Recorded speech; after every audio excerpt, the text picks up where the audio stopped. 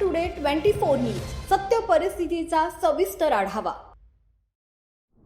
उत्तराखंडमधील हळदाणी येथील रामलीला मैदानावर माननीय मल्लिकार्जुन खरगे यांच्या कार्यक्रमानंतर दलित समाजाच्या अपमानाचा निषेध म्हणून त्या जागेची स्वच्छता आणि शुद्धीकरण करण्यात आलं आणि मुंडनही करण्यात आलं। या प्रकरणामुळे समाजात संतापाची लाट पसरली। याच पार्श्वभूमीवर भीमशक्ती सामाजिक संघटनेच्या सदस्यांनी जिल्हाधिकारी कार्यालयासमोर आंदोलन केलं।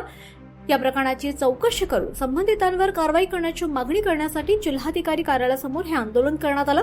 मल्लिकार्जुन खरगे एका सार्वजनिक कार्यक्रमाला उपस्थित राहिल्यानंतर काही व्यक्तींनी गोमूत्र टाकून आणि मंत्रोच्चार करून परिसर पवित्र केल्याची बातमी समोर आली।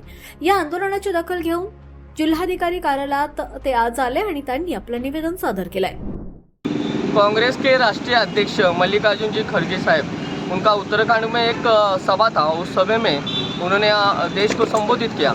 उसके बाद उस जिस जगह पे वो सभा थी वो रामलीला मैदान पे, उस रामलीला मैदान का आरएसएस और भाजपा के कई लोगों ने, जातिवादी लोगों ने उस सभा का यहाँ पे दलित आदमी आकर गया है और इसलिए ये जगह अपवित्र हुई है। इसलिए उन्होंने वो जगह हवन हवन करके और गोमूत्र चिमड़ के वो जगह शुद्धिकरण की, ऐसा उन्होंने बताया और ऐसा ही उन्होंने कहा। ये निव्वळ जातिवाद है।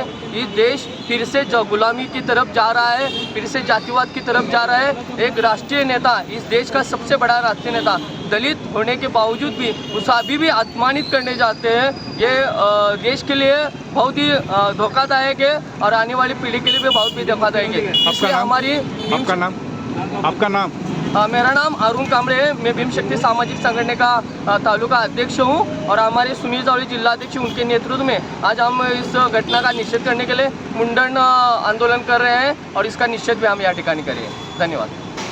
महाराष्ट्र टुडे मराठीसाठी ब्युरो रिपोर्ट पुलकेश कांबळे, कोल्हापूर।